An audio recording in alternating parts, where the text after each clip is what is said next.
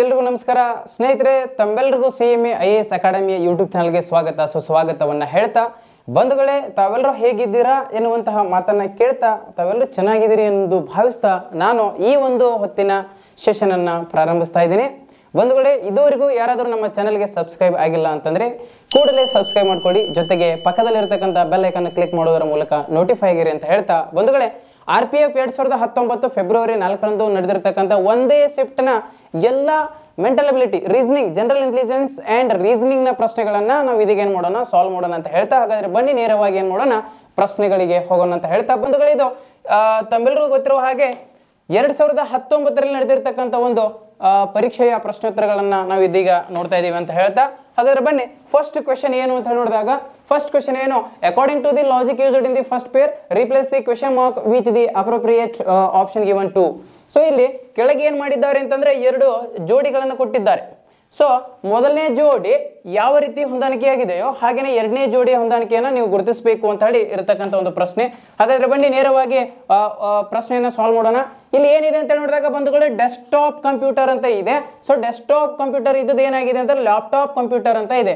ಹಾಗಾದ್ರೆ desktop computer ದಿಂದ laptop ಕಂಪ್ಯೂಟರ್ಗೆ ಏನು ಸಂಬಂಧ ಅಂತ ಕೇಳಿದ್ರೆ, ಏನು ರಿಲೇಷನ್ ಅಂತ ಕೇಳಿದ್ರೆ, ಇದು ಕಂಪ್ಯೂಟರ್ ಇಡ್ತಕ್ಕಂಥ ಟೇಬಲ್ ಮೇಲೆ ಇಡ್ತಿರ್ತಕ್ಕಂತಹ ಒಂದು ಏನಾಗಿದೆ ಅಂತ ಕಂಪ್ಯೂಟರ್ ಆಗಿದೆ. ಇನ್ನು ಮೂವೇಬಲ್ ಕಂಪ್ಯೂಟರ್ ಯಾವುದು, ಲ್ಯಾಪ್ಟಾಪ್ ಯಾವುದೇ ಏನಿರೋದಿಲ್ಲ ಅಂತ ಕೇಳಿದ್ರೆ CPU ಇರೋದಿಲ್ಲ. ಸೊ ಇದನ್ನ ನಾವೇನ್ ಮಾಡ್ತೀವಿ, ತಗೊಂಡು ಎಲ್ಲಿ ಬೇಕಾದ ಅಡ್ಡಾಡಬಹುದು. ಹಾಗೇನೆ ಇಲ್ಲಿ ಏನಿದೆ ಅಂತ ಕೇಳಿದ್ರೆ ಟೆಲಿಫೋನ್ ಇದೆ, ಮಾತನಾಡಲು ಬಳಸುವಂತಹ ಒಂದು ಟೆಲಿಫೋನ್. ಹಾಗಾದ್ರೆ ಟೆಲಿಫೋನ್ ನ ಒಂದು ಮೂವೇಬಲ್ ಡಿವೈಸ್ ಯಾವುದು ಅಂತ ಕೇಳಿದಾಗ ಸರಿಯಾಗಿರ್ತಕ್ಕಂಥ ಉತ್ತರ ಏನು, ಮೊಬೈಲ್ ಅಂತ ನೋಡ್ತಾ ಇದೀವಿ. ಏನು, ಮೊಬೈಲ್ ಫೋನ್. ಸೊ ಸರಿಯಾಗಿರ್ತಕ್ಕಂಥ ಉತ್ತರ ಮೊಬೈಲ್ ಫೋನ್ ಅಂತ ನೋಡ್ತಾ ಇದೀವಿ ಬಂಧುಗಳೇ. ಸೊ ಇಷ್ಟು ಈಸಿ ಆಗಿರ್ತಕ್ಕಂಥ ಕ್ವಶನ್ಗಳು ಏನಾಗಿರ್ತಾವ ನಮ್ಮ RPF ಅಲ್ಲಿ ಇದ್ದು ಅಂತ ನೋಡ್ತಾ ಇದೀವಿ. ಹಾಗಾದ್ರೆ ಬನ್ನಿ ನೇರವಾಗಿ ಮುಂದಿನ ಒಂದು ಪ್ರಶ್ನೆಗೆ ಹೋಗೋಣ. ಮುಂದಿನ ಪ್ರಶ್ನೆ ಏನು ಅಂತ ನೋಡಿದಾಗ, 4 of the following 5 are somehow similar and therefore create a group. Which of these is not related to this group ಅಂತ ಹೇಳಿ. ಸೊ ಇಲ್ಲಿ 5 ಶಬ್ದಗಳನ್ನ ನೀಡಲಾಗಿದೆ, 5 ವರ್ಡ್ಸ್ ಅದಾವ. ಸೊ ಈ 5 ಶಬ್ದಗಳಲ್ಲಿ 4 ಶಬ್ದಗಳು ಒಂದೇ ಸಂಬಂಧವನ್ನು ಹೊಂದಿರ್ತಾವ, ಒಂದು ಮಾತ್ರ ಏನಾಗಿರುತ್ತಾ ಬೇರೆ ಆಗಿರುತ್ತೆ ಅಂತ ನೋಡ್ತಾ ಇದೀವಿ. ಹಾಗಾದ್ರೆ ಆ ಒಂದು ಬೇರೆ ಆಗಿರ್ತಕ್ಕಂತಹ ವರ್ಡ್ ಅನ್ನು ನಾವೇನ್ ಮಾಡ್ಬೇಕು, ಇಲ್ಲಿ ಕಂಡುಹಿಡಬೇಕು ಅಂತ ನೋಡ್ತಾ ಇದೀವಿ. ಹಾಗಾದ್ರೆ ರೆಡ್ಯೂಸ್ ಅಂತ ಇದೆ, ಸ್ಟ್ರೆಚ್ ಅಂತ ಇದೆ, ಲೆಸನ್ ಅಂತ ಇದೆ, ಲೈಟನ್ ಅಂತ ಇದೆ, ಮಿಟಿಗೇಟ್ ಅಂತ ಇದೆ. ಹಾಗಾದ್ರೆ ಬಂಧುಗಳೇ ಇಲ್ಲಿ ರೆಡ್ಯೂಸ್, ಸ್ಟ್ರೆಚ್, ಲೆಸನ್, ಲೈಟನ್ ಹಾಗೂ ಮಿಟಿಗೇಟ್ ಅಂತ ಇದೆ. ಹಾಗಾದ್ರೆ ಇಲ್ಲಿ ರೆಡ್ಯೂಸ್ ಆಗಿರಬಹುದು, ಲೆಸನ್ ಆಗಿರಬಹುದು, ಲೈಟನ್ ಆಗಿರಬಹುದು, ಮಿಟಿಗೇಟ್ ಆಗಿರಬಹುದು, ಎಲ್ಲವೂ ಒಂದೇ ಅರ್ಥವನ್ನು ಕೊಡುವಂತವು ಬಂಧುಗಳೇ. ಹೇಗೆ ಒಂದೇ ಅರ್ಥವನ್ನು ಕೊಡ್ತಾವಪ್ಪ ಅಂತಂದ್ರ, ರೆಡ್ಯೂಸ್ ಅಂತಂದ್ರೆ ಏನು, ಕಡಿಮೆ ಮಾಡು. ಲೆಸನ್ ಅಂತಂದ್ರೆ ಏನು, ಕಮ್ಮಿ. ಲೈಟನ್ ಅಂತಂದ್ರೆ ಏನು, ಕಮ್ಮಿ ಸ್ವಲ್ಪ. ಮಿಟಿಗೇಟ್ ಅಂದ್ರೆ ಏನು, ಕಮ್ಮಿ ಸ್ವಲ್ಪ. ಹೌದಾ? ಸೊ ಈ ರೀತಿಯಾಗಿರ್ತಕ್ಕಂಥ ಅರ್ಥವನ್ನು ಕೊಟ್ರೆ, ಇಲ್ಲಿ ಸ್ಟ್ರೆಚ್ ಅನ್ನುವಂಥದ್ದು ಏನು ಅಂತಂದ್ರೆ ಜಾಸ್ತಿ ಅಥವಾ ಎಳೆ ಅಥವಾ ಹಿಗ್ಗಿಸು ಎನ್ನುವಂಥ ಅರ್ಥವನ್ನು ಕೊಡುವಂಥದ್ದು. ಆದ್ದರಿಂದ ಈ 5ರಲ್ಲಿ ಒಂದು ಡಿಫ್ರೆಂಟ್ ಆಗಿರ್ತಕ್ಕಂಥ, ಈ ಗ್ರೂಪ್ಗೆ ಸೇರಿದಂತಹ ಒಂದು ಡಿಫ್ರೆಂಟ್ ಆಗಿರ್ತಕ್ಕಂಥ ವರ್ಡ್ ಯಾವುದು ಅಂತ ಕೇಳಿದ್ರೆ ಸ್ಟ್ರೆಚ್. ಆದ್ದರಿಂದ option C stretch is right answer ಬಂಧುಗಳೇ. Option C stretch is right answer ಅಂತ ನೋಡ್ತಾ ಇದೀವಿ. ಹಾಗಾದ್ರೆ ಬನ್ನಿ ಮುಂದಿನ ಒಂದು ಪ್ರಶ್ನೆಗೆ ಹೋಗೋಣ. ಸೊ ಮುಂದಿನ ಪ್ರಶ್ನೆ ಏನು ಅಂತ ನೋಡಿದಾಗ ಬಂಧುಗಳೇ, ಎಸ್ ಮುಂದಿನ ಪ್ರಶ್ನೆ, 4 of the following 5 are somehow similar and therefore create a group. Which of these is not related to this group. Same ಒಂದು ಪ್ರಶ್ನೆ ಏನು ಅಂತಂದ್ರೆ, ಇಲ್ಲಿ 5 ಏನದಾವ ಲೆಟರ್ಗಳದಾವ. ಹೌದಾ? 5 ಅಕ್ಷರಗಳದಾವ. ಈ 5 ಇಂಗ್ಲಿಷ್ ಅಲ್ಫಾಬೆಟ್ ನಲ್ಲಿ ಒಂದು ಅಲ್ಫಾಬೆಟ್ ಅನ್ನ ನಾವೇನ್ ಮಾಡ್ಬೇಕು, ಹೊರಗೆ ತೆಗಿಬೇಕು. ಹಂಗಾದ್ರೆ ಒಂದು ಅಲ್ಫಾಬೆಟ್ ಯಾವುದು ಅಂತ ಹೇಳಿ ನೋಡುವಾಗ, ಸೊ ಇಲ್ಲಿ ಏನು ಅಂತಂದ್ರೆ ಆಪ್ಷನ್ಗಳು ಇರ್ತಕ್ಕಂಥದ್ದು ಐ, ಎಲ್, ಎಕ್ಸ್ ಅಥವಾ ಜಡ್ ಅಂತ ಇದೆ ಬಂಧುಗಳೇ. ಹಾಗಾದ್ರೆ ಸರಿಯಾಗಿರ್ತಕ್ಕಂಥ ಉತ್ತರ ಯಾವುದು ಅಂತ ಹೇಳಿ ತಾವು ಕೂಡ ಏನ್ ಮಾಡಬಹುದು, ಕಮೆಂಟ್ ಅನ್ನ ಹಾಕಬಹುದು. ಸೊ ಸರಿಯಾಗಿರ್ತಕ್ಕಂಥ ಉತ್ತರ ಅಂತ ಹೇಳಿ ನೋಡಿದಾಗ, ಎಸ್ ಬಂಧುಗಳಲ್ಲಿ ಜಡ್ ಇದೆ, ಎಲ್ ಇದೆ, ಎಕ್ಸ್ ಇದೆ, ಕ್ಯೂ ಇದೆ, ಐ ಇದೆ. ಇಲ್ಲಿ ಸರಿಯಾಗಿರ್ತಕ್ಕಂಥ ಆನ್ಸರ್ ಯಾವುದು ಅಂತ ಹೇಳಿ ನೋಡಿದಾಗ, yes 100% option A is right answer. Option A, ಐ ಅನ್ನ ನಾವೇನ್ ಮಾಡ್ಬೇಕು, ಹೊರಗೆ ಹಾಕ್ಬೇಕು. ಐ ಅನ್ನ ಏನ್ ಮಾಡ್ಬೇಕು, ಮೂಗಿಡದು ಕಿವಿ ಹಿಡಿದು ಹೊರಗೆ ಹಾಕಬೇಕು. ಹೌದಾ? ಯಾಕಂತ ಕೇಳಿದಾಗ ಜಡ್, ಎಲ್, ಎಕ್ಸ್, ಕ್ಯೂ ಅದಾವಲ್ಲ, ಇವೆಲ್ಲ ಏನದಾವ ಅಂತ ಕೇಳಿದ್ರೆ ಇವೆಲ್ಲ ಇಂಗ್ಲಿಷ್ ಅಲ್ಫಾಬೆಟ್ ನ ವ್ಯಂಜನಗಳು ಅಂತೇಳಿ ಕರಿತಾ ಇದೀವಿ. ಹಾಗೇನೆ ಇಲ್ಲಿ ಏನ್ ಐ ಐತಲ್ಲ, ಐಯ, ಸೊ ಇದೇನು ಅಂತ ಕೇಳಿದ್ರೆ ಇದೊಂದು ಇಂಗ್ಲಿಷ್ ಅಲ್ಫಾಬೆಟ್ ನಲ್ಲಿ ಇರ್ತಕ್ಕಂಥ ಓವೆಲ್ ಅಥವಾ ಸ್ವರ ಆಗಿದೆ ಅಂತ ಹೇಳಿ ನೋಡ್ತಾ ಇದೀವಿ ಬಂಧುಗಳೇ. ಹಾಗಾದ್ರೆ ಬನ್ನಿ ಮುಂದಿನ ಒಂದು ಪ್ರಶ್ನೆಗೆ ಹೋಗೋಣ. ಮುಂದಿನ ಪ್ರಶ್ನೆ ಏನು ಅಂತ ಹೇಳಿ ನೋಡಿದಾಗ, 4 of the following 5 are somehow similar and therefore create a group. Same ಏನು ಅಂತ ಕೇಳಿದ್ರೆ ಇಲ್ಲಿ 5 ಶಬ್ದಗಳದಾವ. ಸೊ ಈ 5 ಶಬ್ದಗಳಲ್ಲಿ ಒಂದು ಶಬ್ದ ಏನೋ ಡಿಫ್ರೆಂಟ್ ಆಗಿದೆ. ಡಿಫ್ರೆಂಟ್ ಆಗಿರ್ತಕ್ಕಂಥ ಒಂದು ಶಬ್ದವನ್ನು ನಾವೇನು ನೋಡಬೇಕು, ಮತ್ತೆ ಕಿವಿ ಹಿಡಿದು ಮೂಗು ಹಿಡಿದು ಹೊರಗೆ ಹಾಕಬೇಕು ಅಂತ ನೋಡ್ತಾ ಇದೀವಿ. ಹಾಗಾದ್ರೆ ಆಪ್ಷನ್ ಎ ಏನಿದೆ CM, ಆಪ್ಷನ್ ಬಿ ಏನಿದೆ EO, ಆಪ್ಷನ್ ಸಿ ಏನಿದೆ ಅಂತ ನೋಡಿದಾಗ CX ಇದೆ, ಆಪ್ಷನ್ ಡಿ ಏನಿದೆ ಅಂತ ನೋಡಿದಾಗ JT ಅಂತ ಇದೆ. ಹಾಗಾದ್ರೆ ಸರಿಯಾಗಿರ್ತಕ್ಕಂತಹ ಉತ್ತರವನ್ನ ಏನ್ ಮಾಡಬಹುದು, ಇಲ್ಲಿ ಕಂಡು ಹಿಡಿಬೇಕು. ಹಾಗಾದ್ರೆ ಸರಿಯಾಗಿರ್ತಕ್ಕಂಥ ಉತ್ತರ ಯಾವುದು ಅಂತ ನೋಡಿದಾಗ ಬಂಧುಗಳೇ, ಸೊ ಬಾರಿ ಇಂಗ್ಲಿಷ್ ಅಲ್ಫಾಬೆಟ್ ನಲ್ಲಿ ಈ ಪೇರ್ಸ್ ಅಂತ ಬರ್ತಾವ, ಜೋಡಿ ಲೆಟರ್ಗಳು ಅಂತ ಬರ್ತಾವ. ಯಾವ್ಯಾವ ಜೋಡಿ ಲೆಟರ್ಗಳು ಅಂತ ನೋಡಿದಾಗ ಬಂಧುಗಳೇ ನೆನಪಲ್ಲಿ ಇಟ್ಕೊಳ್ಬೇಕು. ಪ್ರತಿ ಎಕ್ಸಾಮ್ ಒಳಗೆ ಇದಕ್ಕೆ ರಿಲೇಟೆಡ್ ಆಗಿರ್ತಕ್ಕಂಥ ಪ್ರಶ್ನೆಗಳನ್ನ ಕೇಳ್ತಿರ್ತಾರೆ. ಹೆಂಗಂತ ಕೇಳಿದ್ರ AZ, BY, CX, DW, EV, FU, GT, HS, ಹೌದಾ, IR, ಹೌದಾ, IR, ಹೌದಾ. ಈ ರೀತಿಯಾಗಿರ್ತಕ್ಕಂತಹ ಏನು ಅಂತಂದ್ರೆ ಜೋಡಿ ಪದಗಳನ್ನ ನಾವು ಇಲ್ಲಿ ನೋಡ್ತಾ ಇದೀವಿ ಬಂಧುಗಳೇ. ಇಲ್ಲಿ ಏನಂತ ನೋಡಿದಾಗ ಇಲ್ಲಿ CX ಅನ್ನುವುದು ಮಾತ್ರ ಏನಾಗಿದೆ ಅಂತಂದ್ರೆ ಜೋಡಿ ಪದವಾಗಿದೆ. BL ಜೋಡಿ ಅಲ್ಲ, JT ಜೋಡಿ ಅಲ್ಲ, EO ಜೋಡಿ ಅಲ್ಲ, ಹಾಗೂ CM ಕೂಡ ಏನಲ್ಲ ಜೋಡಿ ಪದವಲ್ಲ. ಆದ್ದರಿಂದ ಇಲ್ಲಿ ಒಂದು ಹೊರಗೆ ಹಾಕ್ಬೇಕಂದ್ರೆ ಯಾವ್ದು ಹೊರಗೆ ಹಾಕ್ಬೇಕಪ್ಪ ಅಂತಂದ್ರೆ ಆಪ್ಷನ್ CX ಅನ್ನ ಏನ್ ಮಾಡ್ರಿ ಹೊರಗೆ ಹಾಕ್ರಿ. ಯಾಕಂತ ಕೇಳಿದ್ರ ಇಲ್ಲಿ A B C ಹಂಗ ಲಾಸ್ಟಿಗೆ ಬರುವಂತ ಅಕ್ಷರಗಳು X Y Z. ನೋಡ್ರಿ, ಫಸ್ಟ್ ದಿಂದ 3ನೇ ಅಕ್ಷರ C ಆದ್ರೆ ಲಾಸ್ಟ್ ನಿಂದ 3ನೇ ಅಕ್ಷರ X ಆಗುತ್ತದೆ. ಸೊ ಹೀಗೆ C ಮತ್ತು X ಅನ್ನು ನಾವೇನ್ ನೋಡ್ಬೇಕು, ಹೊರಗೆ ತೆಗಿಬೇಕು ಅಂತ ನೋಡ್ತಾ ಇದೀವಿ. ಬನ್ನಿ ಮುಂದಿನ ಒಂದು ಪ್ರಶ್ನೆಗೆ ಹೋಗೋಣ. ಮುಂದಿನ ಪ್ರಶ್ನೆ ಬಂತು, how many right angle triangles can be made from the given picture. Yes, ಕೆಳಗೆ ನೀಡಲಾಗಿರ್ತಕ್ಕಂತಹ ಅಥವಾ ಇಲ್ಲಿ ನೀಡಿರುವಂತಹ ಒಂದು ಏನು ಪಿಕ್ಚರ್ ಚಿತ್ರ ಇದೆ, ಈ ಚಿತ್ರದಲ್ಲಿ ಎಷ್ಟು ರೈಟ್ ಆಂಗಲ್ ಏನು ರೈಟ್ ಆಂಗಲ್ ಟ್ರಯಾಂಗಲ್ಗಳು ಕಂಡು ಬರುತ್ತವೆ, ಅಂದ್ರೆ ಲಂಬಕೋನ ತ್ರಿಭುಜಗಳು ಎಷ್ಟು ಅದಾವಪ್ಪ ಇದ್ರೊಳಗ ಅಂತ ಹೇಳಿ. Option A 12, option B 8, option C 10, option D 5 ಅಂತ ಇದೆ. ಹಾಗಾದ್ರೆ ಎಷ್ಟು ಟ್ರಯಾಂಗಲ್ಗಳು ಇದ್ರೊಳಗೆ ಬರ್ತಾವ ಅನ್ನುವಂಥದ್ದನ್ನ ನಾವು ನೋಡುವುದಾದರೆ ಎಸ್ ಬಂಧುಗಳೇ, ಇಲ್ಲಿ ನೋಡಿ ರೈಟ್ ಆಂಗಲ್ ಅಂದ್ರೆ ಯಾವ ರೀತಿ ಅಂತ ನೋಡಿದಾಗ ರೈಟ್ ಆಂಗಲ್, ಇದು ರೈಟ್ ಆಂಗಲ್ ಹೌದಾ, ಇದೇನಿದು ರೈಟ್ ಆಂಗಲ್ ಅಂತ ನೋಡ್ತಾ ಇದೀವಿ. ಹಾಗಾದ್ರೆ ಒಟ್ಟು ಇದರಲ್ಲಿ ಇಲ್ಲಿ ನೋಡಿ, ಇಲ್ಲಿ ಹಿಡ್ಕೊಂಡು ಹಿಂಗ್ ಬಂದಿದ್ರೆ ಇಲ್ಲಿ ಒಂದು ರೈಟ್ ಆಂಗಲ್ ಆದ್ರೆ ಇದ್ರ ಅಪೋಸಿಟ್ ಇರ್ತಕ್ಕಂಥ ಇದು 2 ರೈಟ್ ಆಂಗಲ್. ಹಾಗೇನೆ ಕೆಳಗೆ ನೋಡ್ರಿ, ಇಲ್ಲೋ ಹಿಂಗ್ ಬಂದಿದ್ರೆ ಇದು 3, ಇಲ್ಲಿ ಬಂದಿದ್ರೆ ಇದು 4. ಹಾಗೇನೆ ಇಲ್ಲಿ 2 ಬಾಕ್ಸ್ಗಳು ಅದಾವ, ನಿಮ್ಗೆ ಗೊತ್ತಿರ್ಬೇಕು. ಇಲ್ಲಿ ಒಳಗಿನ ಬಾಕ್ಸ್ ಮೊದಲು ಹೋಗ್ತಾ ನೋಡ್ರಿ, ಇಲ್ಲಿ ಹಿಂಗ್ ಬಂದ್ರೆ ಇದೊಂದು 5, ಹಿಂಗ್ ಬಂದ್ರೆ ಇದೊಂದು 6. ಸೇಮ್ ಹಾಗೇನೆ ಅದ್ರ ಮೇಲ್ಗಡೆ ನೋಡ್ರಿ, ಹೀಗೆ ಬಂದ್ರೆ ಇದೊಂದು 7, ಇಲ್ಲಿಂದ ಇಲ್ಲಿ ಬಂದು ಇಲ್ಲಿ ಹೋದ್ರೆ ಇದೊಂದು 8. ಹಾಗಾದ್ರೆ ಒಟ್ಟು ಈ ಒಂದು ಚಿತ್ರದಲ್ಲಿ ಒಟ್ಟು ಆಪ್ಷನ್ ಬಿ 8 ರೈಟ್ ಆಂಗಲ್ ಟ್ರಯಾಂಗಲ್ಗಳದಾವ, 8 ಏನದಾವ ಲಂಬಕೋನ ತ್ರಿಭುಜಗಳು ಈ ಒಂದು ಚಿತ್ರದಲ್ಲಿ ಕಂಡು ಬರುತ್ತವೆ. ಸೊ ಎಷ್ಟು ಸಿಂಪಲ್ ಆಗಿ ಆನ್ಸರ್ ಮಾಡಿದ್ವಿ ಹೌದಾ. ಹಾಗಾದ್ರೆ ಮುಂದಿನ ಪ್ರಶ್ನೆಗೆ ಹೋಗೋಣ. ಇಲ್ಲೊಂದು ಏನಾಗಿದೆ ಅಂತಾರೆ, in any code language if novel has been coded as QRQHO then what will be the code for order in that language. ಒಂದು ಸಂಕೇತ ಭಾಷೆಯಲ್ಲಿ ನೋವೆಲ್ ಎನ್ನುವುದನ್ನ ನಾವು ಹೆಂಗ್ ಬರ್ದೀವಪ್ಪ ಅಂತಂದ್ರೆ ಕೇಳಿದ್ರ, ನೋವೆಲ್ ಎನ್ನುವಂತಹ ಒಂದು ಪದವನ್ನ ನಾವು ಹೆಂಗ್ ಬರ್ದೀವಿ ಅಂತ ಕೇಳಿದ್ರ, ನೋವೆಲ್ ಅನ್ನ ಯಾವ ರೀತಿ ಬರ್ದೀವಿ ಅಂತ ಕೇಳಿದ್ರೆ QRQHO ಅಂತ ಬರ್ದೀವಿ. ಹಾಗಾದ್ರೆ ಇದೇ ಸಂಕೇತ ಭಾಷೆಯಲ್ಲಿ ನಾವು ಆರ್ಡರ್ ಎನ್ನುವಂತಹ ಒಂದು ಪದವನ್ನ ಯಾವ ರೀತಿಯಾಗಿ ಬರಿಬಹುದು, ಆರ್ಡರ್ ಎನ್ನುವುದನ್ನ ಯಾವ ರೀತಿಯಾಗಿ ಬರಿಬಹುದು ಅಂತ ಹೇಳಿ ಬಂಧುಗಳೇ. ಇಲ್ಲಿ ಏನಾಗಿದೆ ಅಂತ ನೋಡಿದಾಗ ಎನ್ ಆದ್ಮೇಲೆ ಕ್ಯೂ ಆಗಲು ಸೊ ಎಷ್ಟು ಪ್ಲಸ್ ಆಗಿದೆ ಅಂತ ನೋಡ್ರಿ, ಎನ್ ಆದ್ಮೇಲೆ OPQ ಎಷ್ಟಾಗಿದೆ +3 ಆಗಿದೆ. O ಆದ್ಮೇಲೆ R ಬರ್ಬೇಕು, PQR ಅಂದ್ರೆ ಇಲ್ಲಿ ಕೂಡ ಏನಾಗಿದೆ +3 ಆಗಿದೆ. ಬಟ್ ವಿ ಇದು ಕ್ಯೂ ಆಗ್ಬೇಕು ಅಂತಂದ್ರೆ ಸ್ವಲ್ಪ ಏನಾಗಿದೆ ಅಂತಂದ್ರೆ ಹಿಂದೆ ಹೋಗಿದೆ. ಸೊ ವಿ ದಿಂದ ನಾವು ಹಿಂದೆ ಹೋದ್ವಿ ಅಂತಂದ್ರೆ -5 ಆಗಿದೆ ಅಂತ ನೋಡ್ತಾ ಇದೀವಿ, ಏನಾಗಿದೆ -5. ಹಾಗೇನೆ ಈ ದಿಂದ H ಏನಾಗಿದೆ +3 ಆಗಿದೆ, ಎಲ್ಲದಿಂದ O ಏನಾಗಿದೆ +3 ಆಗಿದೆ. ಹಾಗಾದ್ರೆ ಇದೇ ಸಂಕೇತ ಭಾಷೆಯಲ್ಲಿ ನಾವು ಇದನ್ನ ಯಾವ ರೀತಿಯಾಗಿ ಬರಿತೀವಿ ಹೌದಾ, ಇದನ್ನ ಯಾವ ರೀತಿಯಾಗಿ ಬರಿತೀವಿ ಅಂತ ಎನ್ನುವುದನ್ನ ನೋಡೋದಾದ್ರೆ ನೋಡ್ರಿ, O ದಿಂದ R ಆಗಿದೆ ಆಲ್ರೆಡಿ ಅದು ಗೊತ್ತಿರ್ಬೇಕು. O ದಿಂದ +3 ಮಾಡಿದಾಗ ಏನಾಗುತ್ತದೆ R ಆಗುತ್ತದೆ.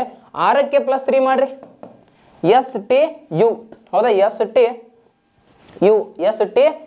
ಅಂತ ನೋಡ್ತಾ ಇದೀವಿ, STU ಅಂತ ನೋಡ್ತಾ ಇದೀವಿ. ಹಾಗಾದ್ರೆ ಡಿ ಗೆ ಏನ್ ಮಾಡ್ಬೇಕು ಅಂತ ಕೇಳಿದ್ರೆ ಡಿ ಗೆ -5 ಮಾಡ್ರಿ, ಡಿ ಗೆ -5 ಮಾಡ್ರಿ. C B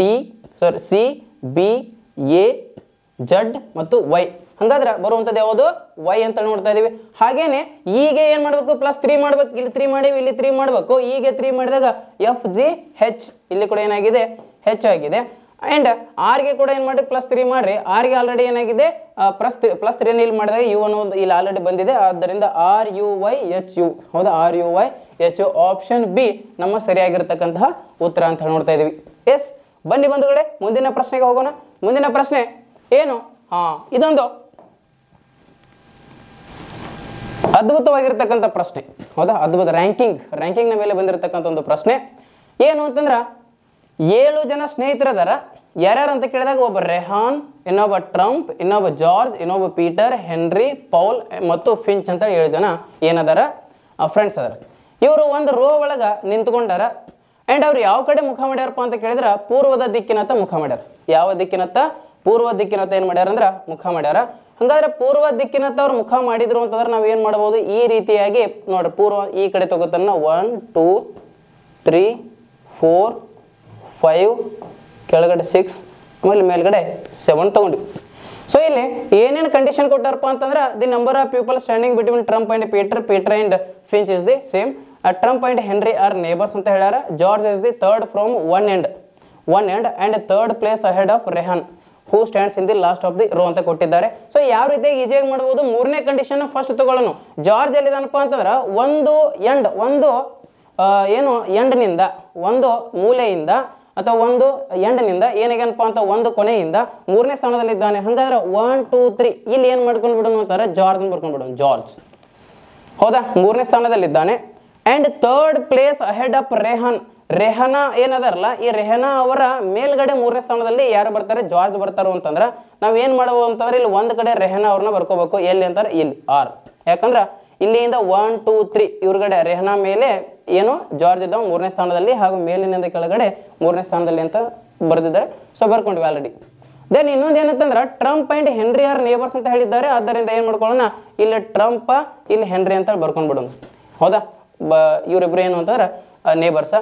ನೆಕ್ಸ್ಟ್ ಏನು ಅಂತ ಕೇಳಿದ್ರ ಇನ್ನೊಂದು, the number of people standing between Trump and Peter and Finch R the same. ಏನ್ ಹೇಳ್ಯಾರಪ್ಪ ಅಂತಂದ್ರ ಟ್ರಂಪ್ ಮತ್ತು ಪೀಟರ್ನ ಮಧ್ಯೆ ಎಷ್ಟು ಜನ ಅದಾರಲ್ಲ, ಪೀಟರ್ ಮತ್ತು ಫಿಂಚ್ನ ಮಧ್ಯೆ ಕೂಡ ಅಷ್ಟೇ ಜನ ಅದಾರ ಅಂತ ಹೇಳ್ಯಾರ. ಹಂಗಾದ್ರೆ ಟ್ರಂಪ್ ಇಲ್ಲಿ ಹೆನ್ರಿ, ಇಲ್ಲಿ ಜಾರ್ಜ್, ಹಂಗಾದ್ರೆ ಇಲ್ಲಿ ಏನ್ ಬರ್ಕೊಳ್ಳೋ ಅಂತಾರೆ?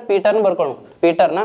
ಸೊ ಇಲ್ಲಿ ಟ್ರಂಪ್ ಮತ್ತು ಪೀಟರ್ನ ಮಧ್ಯೆ ಎಷ್ಟು ಮಂದಿ ನೋಡ್ರಿ? 1 2 ಇಬ್ರು ಅದಾರ ಅಂತಂದ್ರ ಇವಾಗ ಫಿಂಚ್ ಮತ್ತು ಪೀಟರ್ ಅಥವಾ ಪೀಟರ್ ಮತ್ತು ಫಿಂಚ್, ಇಲ್ಲಿ ಫಿಂಚ್ ಬರ್ಕೊಂತೀವಿ ಅಂತಂದ್ರ ಇಲ್ಲಿ ನೋಡಿ, ಇಲ್ಲೊಂದು ಇಲ್ಲಿ 2. ಹಂಗಾರೆ ಇಲ್ಲಿ ಏನಂತಂದ್ರೆ ಪೀಟರ್ ಮತ್ತು ಫಿಂಚ್ನ ಮಧ್ಯೆ ಕೂಡ ಎಷ್ಟು ಜನ ಆದ್ರೆ 2 ಜನ ಆಗ್ಬೇಕು. ಅಂದ್ರೆ ಇಲ್ಲಿ ಉಳಿದಿರ್ತಕ್ಕಂಥ ಸ್ಥಾನದಲ್ಲಿ ನಾವು ಯಾರ ಹೆಸರನ್ನು ಬರೀಬೇಕಪ್ಪ ಅಂತಂದ್ರೆ ಇದ್ರೊಳಗೆ ನಾವು ಯಾರನ್ನ ಬಿಟ್ಟಿವಲ್ಲ ಅವ್ರ ಹೆಸರನ್ನು ನಾವೇನ್ ಮಾಡ್ಬೇಕು?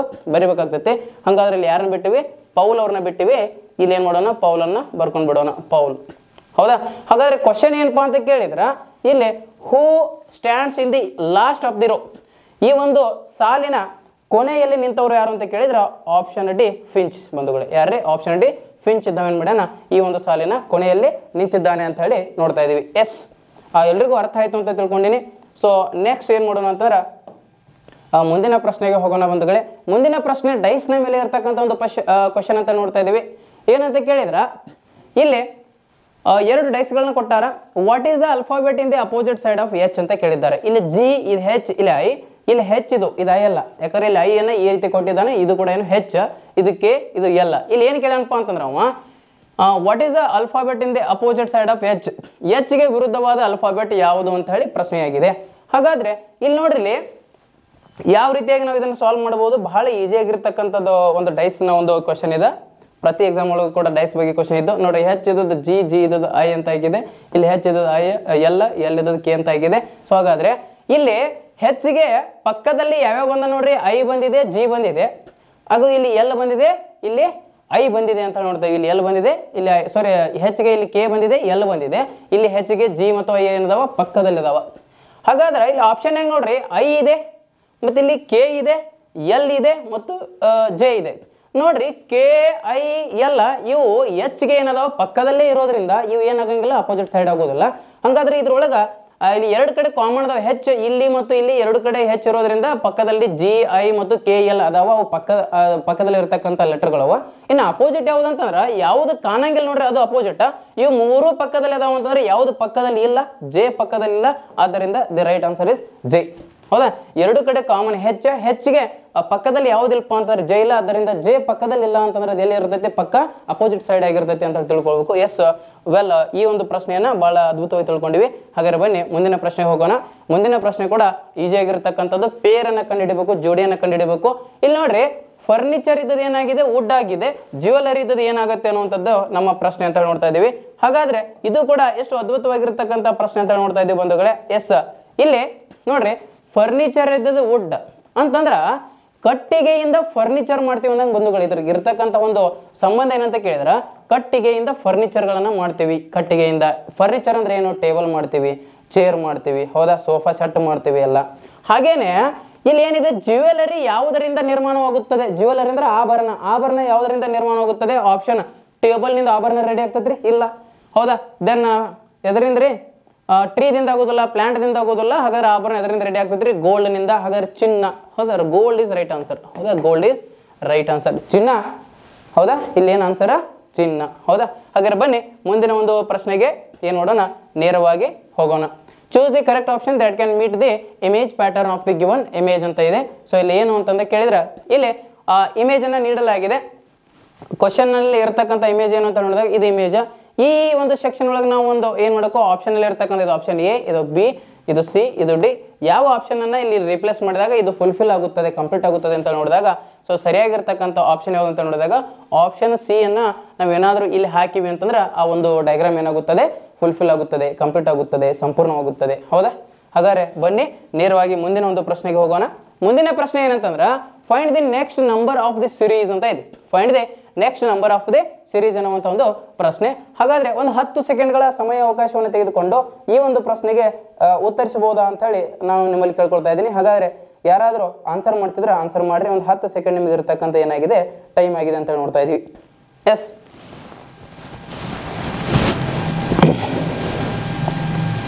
ಹಾಗಾದ್ರೆ ಬನ್ನಿ 10 ನಿಮಿಷ, ಸಾರಿ 10 ಸೆಕೆಂಡ್ ಏನಂತ ಕೇಳಿದ್ರೆ ಕಂಪ್ಲೀಟ್ ಆಯ್ತು. ಎಸ್, ಈಗ 4 ಇದ್ದದ್ದು 29 ಯಾಕಾಯ್ತು ಅಂತ ಹೇಳಿ ನೋಡಿದಾಗ ಎಸ್ ನೀವು ಆನ್ಸರ್ ಮಾಡಿದ್ದೀರಿ ಅಂತ ಹೇಳಿ ಭಾವಿಸ್ತಾ, ಇಲ್ಲಿ 4 ಇದ್ದದ್ದು 29 ಯಾಕಾಯ್ತು ಅಂದ್ರೆ ಇಲ್ಲಿ +25 ಮಾಡಲಾಗಿದೆ. 29 ಇದ್ದು 54 ಯಾಕಾಯ್ತು ಅಂದ್ರೆ ಇಲ್ಲಿ ಕೂಡ +25 ಮಾಡಲಾಗಿದೆ. 54 ಇದ್ದದ್ದು 79 ಯಾಕಾಯ್ತಾರೆ, ಇಲ್ಲಿ ಕೂಡ +25 ಮಾಡಲಾಗಿದೆ. ಹಾಗಾದ್ರೆ 79 ಇದ್ದು 104 ಯಾಕಾಯ್ತು, ಇಲ್ಲಿ ಕೂಡ +25 ಮಾಡಲಾಗಿದೆ. ಹಾಗಾದ್ರೆ ಮುಂದಿನ ಸರಣಿಯಲ್ಲಿ ಕೂಡ ನೀವೇನು ನೋಡಬೇಕು, 104ಕ್ಕೆ +25 ಅನ್ನು ಮಾಡಿದಾಗ 129, ಆಪ್ಷನ್ ಸಿ 129 ಸರಿಯಾಗಿರ್ತಕ್ಕಂತಹ ಉತ್ತರವಾಗಿದೆ ಬಂಧುಗಳೇ. ಎಷ್ಟು ಈಜಿ ಅಲ್ಲ? ಎಸ್, ಬನ್ನಿ ಮುಂದಿನ ಪ್ರಶ್ನೆಗೆ ಹೋಗೋಣ. ಎಸ್, ಇಲ್ಲಿ ಮುಂದಿನ ಪ್ರಶ್ನೆ ಕೂಡ ನೋಡಿ, ಒಂದು ಪೇರ್ ಇದೆ, ಇಲ್ಲಿ ಒಂದು ಜೋಡಿಯನ್ನು ಕಂಡುಹಿಡಬೇಕಾಗಿದೆ. ಏನಂತ ನೋಡಿದಾಗ ಎ ಇದ್ದದ್ದು ಐ ಆಗಿದೆ, ಎಲ್ ಇದ್ದದ್ದು ಏನಾಗುತ್ತೆ ಅಂತ ಹೇಳಿ. ಎ ಇದ್ದದ್ದು ಏನಾಗಿದೆ, ಐ ಆಗಿದೆ, ಎಲ್ ಇದ್ದದ್ದು ಏನಾಗುತ್ತೆ ಅಂತ ಹೇಳಿ ಬಂಧುಗಳೇ. ಎ ಇದ್ದದ್ದು ಐ ಯಾಕಾಯ್ತು ಅಂತ ಹೇಳಿ ನೋಡಿದಾಗ ಎಸ್, ಎ ಇದ್ದದ್ದು ಐ ಯಾಕಾಯ್ತು ಅಂತ ಹೇಳಿ ನೋಡಿದಾಗ ಎ 1ನೇ ಅಕ್ಷರ, ಇನ್ನ ಐ ಎಷ್ಟನೇ ಅಕ್ಷರ ಅಂತ ನೋಡಿದಾಗ 9ನೇ ಅಕ್ಷರ. ಐ ಎಷ್ಟನೇ ಅಕ್ಷರ ರೀ? 9ನೇ ಅಕ್ಷರ. ಹಾಗಾದ್ರೆ ಈ 1ಕ್ಕೆ ಎಷ್ಟನ್ನ ಕೂಡಿಸಲಾಗಿದೆ? 8ಅನ್ನ ಕೂಡಿಸಲಾಗಿದೆ. ಅವಾಗ ಏನಾಗುತ್ತೆ, 9 ಬಂತು ಅಂತ ನೋಡ್ತಾ ಇದೀವಿ, ಐ ಬಂತು. ಹಾಗೇನೆ ಇಲ್ಲಿ ಫೇಸ್ ವ್ಯಾಲ್ಯೂ ಆಗಿರ್ತಕ್ಕಂತಹ ಎಲ್ ನ ಒಂದು ಫೇಸ್ ವ್ಯಾಲ್ಯೂ ಎಷ್ಟು ಅಂತ ನೋಡಿದಾಗ ಅಥವಾ ಸ್ಥಾನ ಬೆಲೆಯನ್ನು 12. ಎಲ್ ಎಷ್ಟನೇ ಅಕ್ಷರ ರೀ? 12. J K L 12. ಆ 12ಕ್ಕೆ ಏನ್ ಮಾಡ್ಬೇಕ್ರಿ, +8ಅನ್ನ ಮಾಡಿದಾಗ ಯಾವ ಸಂಖ್ಯೆ ಬರುತ್ತೆ? 20. 20ನೇ ಅಕ್ಷರ ಯಾವುದು ಅಂತ ಹೇಳಿ ನೀವೇನು ಮಾಡಬೇಕು, ಆನ್ಸರ್ ಅನ್ನ ಮಾಡಬೇಕು. 20ನೇ ಅಕ್ಷರ ಯಾವುದು ಅಂತ ಹೇಳಿ. ಹೌದಾ, ಹಾಗಾದ್ರೆ 20ನೇ ಅಕ್ಷರ ಯಾವುದು? ಟಿ. ಆದ್ದರಿಂದ option D is right answer. Option D, T is right answer. T is right answer. Yes, ಬನ್ನಿ ಬಂಧುಗಳೇ ಮುಂದಿನ ಒಂದು ಪ್ರಶ್ನೆಗೆ ಹೋಗೋಣ. ಮುಂದಿನ ಪ್ರಶ್ನೆ ಏನಂತ ನೋಡಿದಾಗ find the next number of this series. Yes, ಸ್ವಲ್ಪ ಸಮಯ ಅವಕಾಶವನ್ನು ಕೊಡ್ತಾ ಇದ್ದೀನಿ. ಒಂದು 10 ಸೆಕೆಂಡ್ ತೆಗೆದುಕೊಳ್ಳಿ, ಆನ್ಸರ್ ಮಾಡಿ.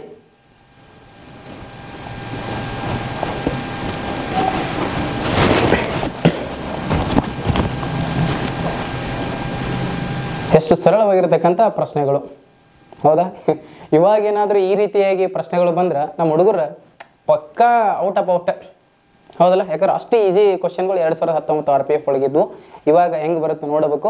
ಆದರೂ ಇದರ ಬೇಸ್ ಮೇಲೆ ಏನಾಗ್ತಾವ ಕ್ವಶನ್ಗಳು ಅರೈಸ್ ಆಗ್ತಾವ, ಡೋಂಟ್ ವರಿ. ಸೊ ಹಾಗಾದ್ರೆ ಆನ್ಸರ್ ಅನ್ನ ಮಾಡೋಣ. ಸರಿಯಾಗಿರ್ತಕ್ಕಂಥ ಉತ್ತರ ಏನಂತ ನೋಡೋಣ. ಇಲ್ಲಿ 4 ಇದ್ದದ್ದು 20 ಯಾಕಾಯ್ತು ದೋಸ್ತ?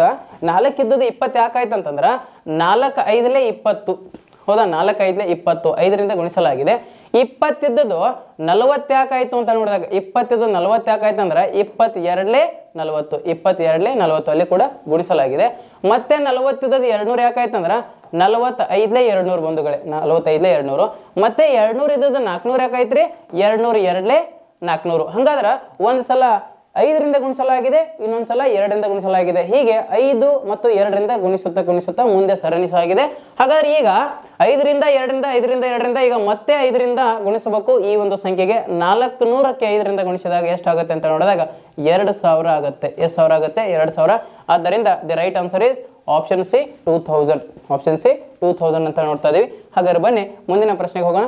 ಮುಂದಿನ ಪ್ರಶ್ನೆ, according to the logic used in the first pair. ಇಲ್ಲಿ ಕೂಡ ಪೇರ್ ಅನ್ನು ನೀಡಲಾಗಿದೆ ಬಂಧುಗಳೇ. ಇದಕ್ಕೂ ಕೂಡ 10 ಸೆಕೆಂಡ್ ಟೈಮ್ ಅನ್ನು ತೆಗೆದುಕೊಳ್ಳಿ, ಆನ್ಸರ್ ಅನ್ನು ಮಾಡಿ. ಎಸ್,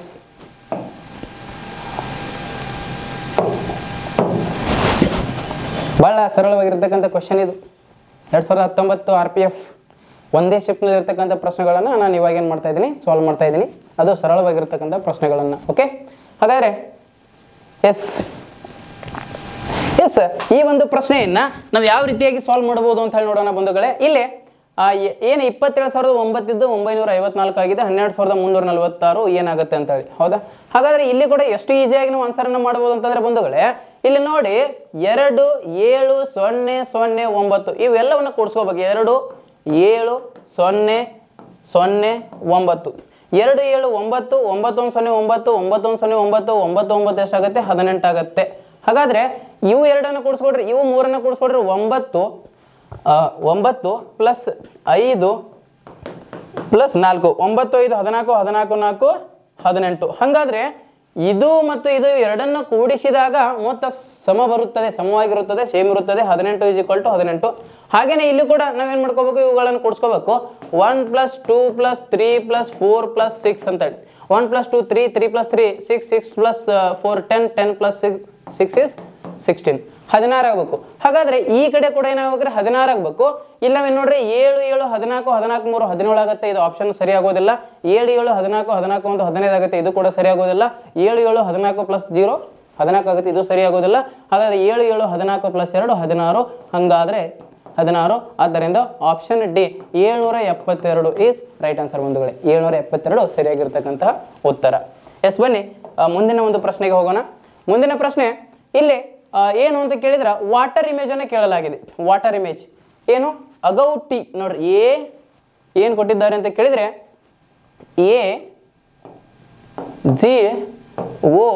AGOUT ಮತ್ತು I ಅಂತ ಕೊಟ್ಟಿದ್ದಾರೆ. ಹಾಗಾದ್ರೆ ಇದರ ಒಂದು ವಾಟರ್ ಇಮೇಜ್ ಅನ್ನು ಕೇಳಿದ್ದಾರೆ ಬಂಧುಗಳೇ. ಇಲ್ಲಿ ಮಿರರ್ ಇಮೇಜ್ ಸೈಡ್ ಮಾತ್ರ ಚೇಂಜ್ ಆಗುತ್ತೆ, ಹೌದಲ್ಲ?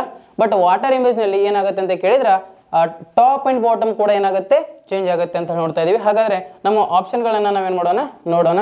ಸೊ ಆಪ್ಷನ್ಗಳು ಹೀಗಿದೆ. ಸೊ ಸರಿಯಾಗಿರ್ತಕ್ಕಂಥ ಉತ್ತರವನ್ನು ಆಲ್ರೆಡಿ ಮಾರ್ಕ್ ಮಾಡಲಾಗಿದೆ. ಸರಿಯಾಗಿರ್ತಕ್ಕಂಥ ಉತ್ತರ ಯಾವುದು ಅಂತಂದ್ರೆ ಇದು, ಹೌದಾ? ಇಲ್ಲಿ ಎ ಇದು ಏನಾಗುತ್ತೆ ಅಂತ ಕೇಳಿದ್ರೆ ಉಲ್ಟಾ ಆಗತ್ತೆ ಅಂತ ನೋಡ್ರಿ. ಇದು ಎ, ಇದು ಹೇಗಾಗುತ್ತೆ ಅಂದ್ರೆ ಹೀಗಾಗಿದೆ. ಇನ್ನು ಇದು ಜಿ, ಹೌದಾ? ಇದು ಜಿ. ಸೊ ಅದು ಕೂಡ ಏನಾಗಬೇಕು, ಉಲ್ಟಾ ಆಗಬೇಕು. ನೋಡ್ರಿ ಏನಾಗಿದೆ ಅಂತ ಕೇಳಿದಾಗ ಟಾಪ್ ಟು ಬಾಟಮ್ ಚೇಂಜ್ ಆಗೋದ್ರ ಜೊತೆಗೆ ಸೈಡ್ ಕೂಡ ಚೇಂಜ್ ಆಗಬೇಕು. ಅದನ್ನ ನಾವು ಏನಂತ ಕರಿತೀವಿ, ವಾಟರ್ ಇಮೇಜ್ ಅಂತ ಕರಿತಾ ಇದೀವಿ, ಹೌದಾ? ಇನ್ನು ಒನ್ಲಿ ಸೈಡ್ ಚೇಂಜ್ ಆದ್ರೆ ಅದನ್ನ ಏನಂತ ಕರಿತಾ ಇದೀವಿ? ಎಸ್, ಅದನ್ನ ಮಿರರ್ ಇಮೇಜ್ ಅಂತ ಕರಿತಾ ಇದೀವಿ. ಆಪ್ಷನ್ ಸಿ ರೈಟ್ ಆನ್ಸರ್ ಬಂಧುಗಳೇ. ಬನ್ನಿ ನೇರವಾಗಿ ಮುಂದಿನ ಒಂದು ಪ್ರಶ್ನೆ ಹೋಗೋಣ. ಸೊ ಮುಂದಿನ ಪ್ರಶ್ನೆ ಏನು? How many classes are there in given picture, ಅಥವಾ ಇಲ್ಲಿ ಕ್ವಶನ್ ಏನಾಗಬೇಕಂದ್ರೆ how many squares are there in given picture ಅಂತ ಹೇಳಿ. ಏನು? How many squares are there in given picture ಅಂತ ಹೇಳಿ. ಎಷ್ಟು ಸ್ಕ್ವೇರ್, ಎಷ್ಟು ಚೌಕಗಳು ಅದಾವು ಇದ್ರೊಳಗ ಅಂತ ಕೇಳಿದ್ರು, ಹೌದಾ? ಎಷ್ಟು ಚೌಕಗಳದಾವ ಅಂತ ಕೇಳಿದ್ದಾರೆ. ಆದ್ದರಿಂದ ಸೊ ಎಷ್ಟು ಅದಾವ ಅಂತೇಳಿ ಕಂಡುಹಿಡಿಯೋಣ ಬಂಧುಗಳೇ. ಇಲ್ಲಿ ನೋಡ್ರಿ, ಇದು 1 ದೊಡ್ಡದು, ಇದು 2, ಇದು 3, ಇದು 4, ಇದು 1, ಇದು 2, ಇದು 3, ದೆನ್ ಇದು 4, ಇಲ್ಲೇ 4 ಅದು. ದೆನ್ ಇಲ್ಲಿ ಒಳಗಡೆ ಒಂದು ಐತಲ್ಲ ಚೌಕ, ಇದೊಂದು 5. ದೆನ್ ಇದು ಏನು ದೊಡ್ಡದೈತಲ್ರಿ, ಇದು ದೊಡ್ಡದು, ಹೌದಾ? ಇದೊಂದು 6. ದೆನ್ ಹಂಗ ನೋಡ್ರಿ, ಇದೊಂದು 7, ಇದು 8, ಇದು 9, ಇದು 10. ಇನ್ನು ಇಲ್ಲಿ ಏನು ಒಂದು ದೊಡ್ಡದೈತಲ್ರಿ, ಇದೊಂದು. ಟೋಟಲ್ ಎಷ್ಟು ಅದಾವ ಅಂತ ಕೇಳಿದ್ರೆ 11 ಚೌಕಗಳು ಇದ್ರೊಳಗೆ ಕಂಡು ಬರ್ತವೆ ಬಂಧುಗಳು. ಎಷ್ಟು? 11 ಚೌಕಗಳು ಕಂಡು ಬರುತ್ತವೆ ಅಂತ ಹೇಳಿ ನೋಡ್ತಾ ಇದೀವಿ. ಇದು ಒಂದು ಶಿಫ್ಟಿಗೆ ಬಂದಿರತಕ್ಕಂಥದ್ದು, ಹೌದಾ? ಒಂದು ಶಿಫ್ಟಿಗೆ ಬಂದಿರತಕ್ಕಂಥ ಎಷ್ಟು ಸ್ಕ್ವೇರ್ಸ್ ಅದಾವು ಅಂತ ಹೇಳಿ. ಇನ್ನು how many classes are there in given picture ಅಂದ್ರು ಅಂತಂದ್ರೆ ಎಷ್ಟು ಕ್ಲಾಸ್ಗಳು ಅದಾವಪ್ಪ ಇದ್ರೊಳಗ ಅಂತ ಹೇಳಿ ನೀವೇನಾದ್ರೂ ನೋಡಿದ್ರಿ ಅಂದ್ರೆ ನೋಡಿ, ಎಷ್ಟು ಸ್ಕ್ವೇರ್ಗಳು ಅದಾವ, ಚೌಕಗಳು 11 ಅದಾವ. ಎಷ್ಟು ಕ್ಲಾಸಸ್ ಅದಾವಪ್ಪ ಅನ್ನೋದು ಒಂದು ಶಿಫ್ಟಿಗೆ ಬಂದಿದ್ದ ಕ್ವಶನ್. ಸೊ ಎಷ್ಟು ಕ್ಲಾಸ್ ಅದಾವಪ್ಪ ಅಂತ ಇಲ್ಲಿ ನೋಡ್ರಿ, ಚೌಕ ಏನು ಚೌಕ ಕೂಡ ಏನಾಗಿದೆ, ಒಂದು ಕ್ಲಾಸ್ ಆಗಿದೆ, ಒಂದು ವರ್ಗದ, ಅದೊಂದು ಚಿತ್ರದ ವರ್ಗ. ಆಮೇಲೆ ಚೌಕ ಆದ್ಮೇಲೆ ಯಾವುದು ಅಂತ ಕೇಳಿದ್ರೆ ಇದು ನೋಡ್ರಿ, ವೃತ್ತ 2, ಆಮೇಲೆ ತ್ರಿಭುಜ 3 ಹೌದಾ 3. ಸೊ ಈ ರೀತಿಯಾಗಿ ನಾವು ಕ್ಲಾಸಸ್ಸನ್ನು ಏನಾದರೂ ನೋಡಿದೀವಿ ಅಂತಂದ್ರೆ ಇಲ್ಲಿ ನೋಡ್ರಿ ಬಂಧುಗಳೇ 1 2 3 ನೋಡ್ರಿ 1 2 3 4 ಇದೊಂದು ದೊಡ್ಡ ಚೌಕ 5 ಇದು ಒಳಗಿನೊಂದು 6 ಹಿಂಗೂ ಕೂಡ ನಾವು ಏನು ಮಾಡ್ಬೋದು ಕ್ಲಾಸಸ್ಸನ್ನೇ ಕೇಳಿದಾಗ ಆನ್ಸರ್ ಮಾಡ್ಬೋದು. ಬಟ್ ಇಲ್ಲಿ ಏನು ಕ್ವಶನ್ ಕೇಳಿರಪ್ಪ ಅಂತಾರೆ ಅವ್ರ ಸ್ಕ್ವೇರ್ಸನ್ನೇ ಕೇಳಿದ್ರು ಒಟ್ಟು ಎಷ್ಟು ಸ್ಕ್ವೇರ್ಗಳು ಅದಾವ ಅಂತಾರೆ 11 ಸ್ಕ್ವೇರ್ಗಳದಾವ ಅಂತದನ್ನು ನಾವು ಬರಿಬಾರ್ದು. ಬನ್ನಿ ಬಂಧುಗಳು ಮುಂದಿನ ಒಂದು ಪ್ರಶ್ನೆ ಹೋಗೋಣ. ಮುಂದಿನ ಪ್ರಶ್ನೆ how straight line lines are there in the given picture. ಎಷ್ಟು ಸಿಂಪಲ್ ಲೈನ್ ಅಥವಾ ಸ್ಟ್ರೇಟ್ ಲೈನ್ಗಳು ಇದ್ರೊಳಗೆ ಅದಾವು, ಎಷ್ಟು ಸಿಂಪಲ್ ಲೈನ್ಗಳನ್ನು ಅಂತೇಳಿ ಒಂದು ಶೇಪ್ನ ಕೊಟ್ಟಾರ. ಸೊ ಸ್ಟ್ರೇಟ್ ಲೈನ್ ಅಂತೇಳಿ ಒಂದು ಶೇಪ್ನ ಕೊಟ್ಟಾರ. ಹಾಗಾದ್ರೆ ಎಷ್ಟು ಸ್ಟ್ರೇಟ್ ಲೈನ್ಗಳು ಅದಾವು ಅನ್ನುವಂಥದ್ದನ್ನು ನಾವು ಏನು ಮಾಡೋಣ ಇದೀಗ ಕಂಡುಹಿಡಿಯೋಣ ಅಂತೇಳಿ ನೋಡ್ತಾ ಒಂದುಗಳೇ ಇಲ್ಲಿಂದ ಇಲ್ಲಿ ತನಕ ಇದು ಒಂದು ಸ್ಟ್ರೇಟ್ ಲೈನ್, ಇದು 1, ಇಲ್ಲಿಂದ ಇಲ್ಲಿ ಇದು 2, ಇನ್ನು ಟೋಟಲ್ ಹೋಲ್ ಆ್ಯಂಡ್ ಸೋಲ್ ಒಂದು ಗೆರೆ ಐತಲ್ಲ ಅದನ್ನು ನಾವೇನು ಮಾಡೋಣ 3 ಅಂತ ತೆಗೆದುಕೊಳ್ಳೋಣ. ಇನ್ನು ಇಲ್ಲಿ 4, ಇಲ್ಲಿ 5, ಇಲ್ಲಿ 6, ಇಲ್ಲಿ 7, ಇಲ್ಲಿ 8, ಇಲ್ಲಿ 9, ಇದೊಂದು 10. ಹಾಗಾದ್ರೆ ಒಟ್ಟು ಆಪ್ಷನ್ ಡಿ 10 ಸರಳ ರೇಖೆಗಳು ಈ ಒಂದು ಚಿತ್ರದಲ್ಲಿ ಕಂಡು ಬರುತ್ತವೆ. ಎಷ್ಟು 10 ಸರಳ ರೇಖೆಗಳು ಈ ಒಂದು ಚಿತ್ರದಲ್ಲಿ ಕಂಡು ಬರುತ್ತವೆ ಅಂತ ನೋಡ್ತಾ ಇದೀವಿ. ಎಸ್ ಬನ್ನಿ ಮತ್ತೆ ಮುಂದಿನ ಒಂದು ಪ್ರಶ್ನೆಗೆ ಹೋಗೋಣ. ಮುಂದಿನ ಪ್ರಶ್ನೆ ಏನು ಸಿರೀಸ್ ಸಂಬಂಧಪಟ್ಟಿರ್ತಕ್ಕಂಥ ಒಂದು ಪ್ರಶ್ನೆ ಆಗಿದೆ ಅಂತ ನೋಡ್ತಾ ಇದೀವಿ. ಹಾಗಾದ್ರೆ ಏನು ಕ್ವಶನ್ ಅಂತ ನೋಡಿದಾಗ find the next number of the series ಅಂತ ನೋಡ್ತಾ ಇದೀವಿ. 54 ಇದ್ದದ್ದು 52 ಆಗಿದೆ, 52 ಇದ್ದದ್ದು 44 ಆಗಿದೆ, 44 ಇದ್ದದ್ದು 37 ಆಗಿದೆ, 37 ಇದ್ದದ್ದು ಏನಾಗುತ್ತೆ ಅಂತ ಹೇಳಿ ನೋಡಿದಾಗ ಎಸ್ ಬಂಧುಗಳೇ 54 ಇದ್ದದ್ದು ಏನಾಗಿದೆ 52 ಆಗಿದೆ ಅಂದ್ರೆ ಮೈನಸ್ ಏನಾಗಿದೆ 2 ಆಗಿದೆ ಅಂತ ನೋಡ್ತಾ ಇದೀವಿ. ಮೈನಸ್ ಏನಾಗಿದೆ 2 ಆಗಿದೆ. 54 ಇದ್ದದ್ದು 52 ಮೈನಸ್ 2, 52 ಇದ್ದದ್ದು 49 ಆಗಿದೆ ಮೈನಸ್ 3, 49 ಇದ್ದದ್ದು 44 ಆಗಿದೆ ಮೈನಸ್ 5, 44 ಇದ್ದದ್ದು 37 ಆಗಿದೆ ಮೈನಸ್ ಏನಾಗುತ್ತೆ ಅಂತ ಕೇಳಿದ್ರೆ 7 ಆಗುತ್ತೆ. ಬಂಧುಗಳೇ ಇದೇ ಸರಣಿಯನ್ನು ಮುಂದುವರಿಸಿದಾಗ ಇಲ್ಲಿ ಏನು ಬರುತ್ತೆ ಅಂತ ಕ್ವಶನ್ ಅನ್ನ ಕೇಳಿರ್ತಕ್ಕಂಥದ್ದು. ಆದ್ದರಿಂದ ಇಲ್ಲಿ ನೋಡ್ರಿ 2 3 5 7 ಹಿಂಗೆ ಏನಾದರೂ ಇತ್ತು ಅಂದ್ರೆ ಪಾಟ್ನೆ ತಿಳ್ಕೊಂಡ್ಬಿಡ್ರಿ ಇವು ಪ್ರೈಮ್ ನಂಬರ್ ಆಗಿರ್ತಾವ. ಏನಾಗಿರ್ತಾವ ಪ್ರೈಮ್ ನಂಬರ್ ಆಗಿರ್ತಾವ. ಪ್ರೈಮ್ ನಂಬರ್ ಅಂತಾರೆ ಅವಿಭಾಜ್ಯ ಸಂಖ್ಯೆಗಳು. ಅವಿಭಾಜ್ಯ ಸಂಖ್ಯೆಗಳು ಅಂತಂದ್ರೆ ಯಾವ ಸಂಖ್ಯೆ ಕೇವಲ ಸಂಖ್ಯೆ 1 ಮತ್ತು ತನ್ನ ಮೂಲಕ ಮಾತ್ರ ಭಾಗ ಹೋಗುತ್ತದೆಯೋ ಆ ಒಂದು ಸಂಖ್ಯೆಯನ್ನು ಪ್ರೈಮ್ ನಂಬರ್ ಅಥವಾ ಅವಿಭಾಜ್ಯ ಸಂಖ್ಯೆ ಅಂತ ಕರಿತಾ ಇದೀವಿ. ಅ number is divisible by number 1 and itself is called prime number ಅಂತ ಕರಿತಾ ಇದೀವಿ. ಹಾಗಾದ್ರೆ ಪ್ರೈಮ್ ನಂಬರ್ಗಳು ಇವು 2 3 5 7 ಆದ್ಮೇಲೆ ಬರುವಂತಹ ಪ್ರೈಮ್ ನಂಬರ್ ಯಾವುದು 11 ಬಂಧುಗಳೇ, ನಾಟ್ 9. ಯಾಕಂದ್ರೆ 9 ಇದಕ್ಕೆ ಎಷ್ಟು ಫ್ಯಾಕ್ಟರ್ಗಳು ಅದಾವ ಅಂತಂದ್ರೆ 9 1ರಿಂದ ಭಾಗ ಹೋಗುತ್ತದೆ, 9 3ರಿಂದ ಭಾಗ ಹೋಗುತ್ತದೆ, 9 9ರಿಂದ ಭಾಗ ಹೋಗುತ್ತದೆ. ಬಟ್ ಅವಿಭಾಜ್ಯ ಸಂಖ್ಯೆಗಳಿಗೆ ಫ್ಯಾಕ್ಟರ್ಗಳು ಎರಡೇ ಇರಬೇಕು. ಫಾರ್ ಎಕ್ಸಾಂಪಲ್ ಈಗ 11 ಐತೆ, 11 ಸಂಖ್ಯೆ 1ರಿಂದ ಭಾಗ ಹೋಗುತ್ತದೆ, ಬಿಟ್ರೆ ತನ್ನ ಮೂಲಕ ಅಂತಂದ್ರೆ ಅದೇ ಸಂಖ್ಯೆ ಅಂದ್ರೆ 11ರಿಂದ ಮಾತ್ರ ಭಾಗ ಹೋಗುತ್ತದೆ. ಎರಡು ಫ್ಯಾಕ್ಟರ್ಗಳು ಇದ್ದು ಅಂದ್ರೆ ಅದನ್ನು ಪ್ರೈಮ್ ನಂಬರ್ ಅಂತೀವಿ. ಹಾಗಾದ್ರೆ ಈ ಮುಂದಿನ ಸಂಖ್ಯೆಗೆ ಏನ್ ಮಾಡ್ಬೇಕು ನಾವು, ಈ ಒಂದು 11ನ್ನು ಕೂಡಿಸಿದಾಗ ಎಷ್ಟಾಗುತ್ತೆ 37 + 11 48 ಆಗುತ್ತದೆ. ಎಷ್ಟಾಗುತ್ತದೆ ಸಾರಿ 37ರಲ್ಲಿ ಏನ್ ಮಾಡ್ಬೇಕ್ರಿ ಕಡಿಬೇಕಾಗಿದೆ. ಸೊ 11ನ್ನು ಕಳೆದಾಗ 37ರಲ್ಲಿ 11ನ್ನು ನಾವೇನ್ ಮಾಡ್ಬೇಕು ಕಳೆದಾಗ ಎಷ್ಟಾಗುತ್ತೆ ಆಪ್ಷನ್ ಎ 26 ಆಗುತ್ತದೆ. So option A 26 is right answer ಬಂಧುಗಳು. 26 ಈಸ್ ರೈಟ್ ಆನ್ಸರ್. ಹಾಗಾದ್ರೆ ಸರಿಯಾಗಿರ್ತಕ್ಕಂಥ ಉತ್ತರ ಯಾವುದು 26 ಅಂತ ಹೇಳಿ ನೋಡ್ತಾ ಇದೀವಿ. ಬಂಧುಗಳೇ ಬನ್ನಿ ಮತ್ತೆ ಮುಂದಿನ ಪ್ರಶ್ನೆಗೆ ಹೋಗೋಣ. ಮುಂದಿನ ಪ್ರಶ್ನೆ ಏನಂತ ನೋಡಿದಾಗ yes in any code language if is is code as 51195 what will be the code of fall in that language. ಬಂಧುಗಳೇ ಯಾರಾದರೂ ಆನ್ಸರ್ ಮಾಡ್ಬೋದಾ? 10 ಸೆಕೆಂಡ್ ಟೈಮ್ ಕೊಡ್ತೀನಿ ಮಾಡಿ. ಏನು ಈಸ್ ಅನ್ನುವಂಥದ್ದನ್ನು ನಾವು ಹೆಂಗೆ ಬರ್ದೀವಪ್ಪ, ಈಸ್ ಅನ್ನ ಹೇಗೆ ಬರ್ದೀವಿ ಅಂತಂದ್ರೆ 5 1 19 ಮತ್ತು 5 ಅಂತ ಬರ್ದೀವಿ. ಹಾಗೇನೆ ಏನು ಮಾಡಬೇಕು ಅದೇ ಕೋಡ್ ಲ್ಯಾಂಗ್ವೇಜ್ ಒಳಗೆ ನಾವು ಫಾಲ್ ಅನ್ನು ಹೇಗೆ ಬರೆಯುತ್ತೇವೆ ಅಂತ ಹೇಳಿ. ಓಕೆ, ಎಷ್ಟು ಈಜಿ ಇತ್ತು ಅಂತಂದ್ರೆ ಇಲ್ಲಿ ಇಂಗ್ಲಿಷ್ ಅಲ್ಫಾಬೆಟ್ನಲ್ಲಿ ಆ ಒಂದು ಸ್ಥಾನ ಬೆಲೆಗಳು ಈ ಎಷ್ಟನೇ ಅಕ್ಷರಪ್ಪ ಇಂಗ್ಲಿಷ್ ಒಳಗೆ ಅಂತಂದ್ರೆ 5ನೇ ಅಕ್ಷರ, ಎ ಎಷ್ಟನೇ ಅಕ್ಷರ 1ನೇ ಅಕ್ಷರ, ಎಸ್ ಎಷ್ಟನೇ ಅಕ್ಷರ 19ನೇ ಅಕ್ಷರ, ಇ ಎಷ್ಟನೇ ಅಕ್ಷರ 5ನೇ ಅಕ್ಷರ. ಹಾಗೇನೆ ಎಫ್ ಎನ್ನುವುದು ಎಷ್ಟನೇ ಅಕ್ಷರ ರೀ 6ನೇ ಅಕ್ಷರ, ಎ ಅನ್ನೋದು ಎಷ್ಟನೇ ಅಕ್ಷರ 1ನೇ ಅಕ್ಷರ, ಎಲ್ ಅನ್ನೋದು ಎಷ್ಟನೇ ಅಕ್ಷರ ಎಲ್ ಅನ್ನೋದು 12ನೇ ಅಕ್ಷರ ಆ್ಯಂಡ್ ಮತ್ತೊಂದು ಎಲ್ ಇದು ಕೂಡ 12ನೇ ಅಕ್ಷರ. ಆದ್ದರಿಂದ ಹೆಂಗೆ ಬರೀತಪ್ಪ ಅಂತಂದ್ರೆ 6 1 1 2 1 2. ಸೊ ಆನ್ಸರ್ ಎಲ್ಲಿದೆ ಅಂತ ಹೇಳಿ ನೋಡಿದಾಗ 6 1 1 2 1 2. Option B is right answer ಬಂಧುಗಳು. Option B is right answer. Yes 20ನೇ ಪ್ರಶ್ನೆಯನ್ನು ನೋಡೋಣ.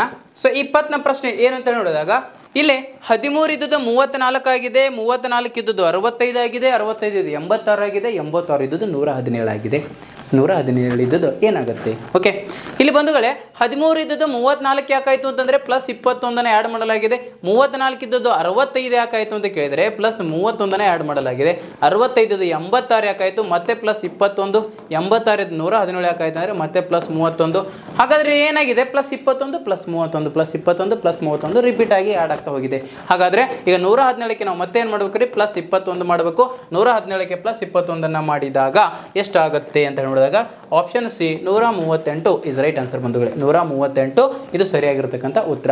ಬನ್ನಿ ಮುಂದಿನ ಒಂದು ಪ್ರಶ್ನೆಯನ್ನು ನೋಡೋಣ. ಸೊ ಮುಂದಿನ ಪ್ರಶ್ನೆ ಏನಂತ ನೋಡಿದಾಗ which of the options given for the given series will be the next picture. So ಇಲ್ಲಿ ಏನಾಗಿದೆ?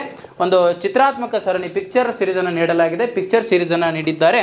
ಇಲ್ಲಿ ಏನಾಗಿದೆ? ಒಂದು ರೊಟೇಟ್ ಆಗ್ತಿರುತ್ತೆ. ಸಿಂಬಲ್ಗಳು ಆಗ್ತಾ ಇದೆ ಅಂತ ನೋಡಿದಾಗ ರೊಟೇಟ್ ಆಗ್ತಾ ಇದೆ ಅಂತ ನೋಡ್ತಾ ಇದ್ದೀವಿ. ಹಾಗಾದರೆ ಇಲ್ಲಿ ಸರಿಯಾಗಿರ್ತಕ್ಕಂಥ ಆನ್ಸರನ್ನು ಇಲ್ಲಿ ನಾನು ಆಲ್ರೆಡಿ ಟಿಕ್ ಮಾಡಿದ್ದೇನೆ.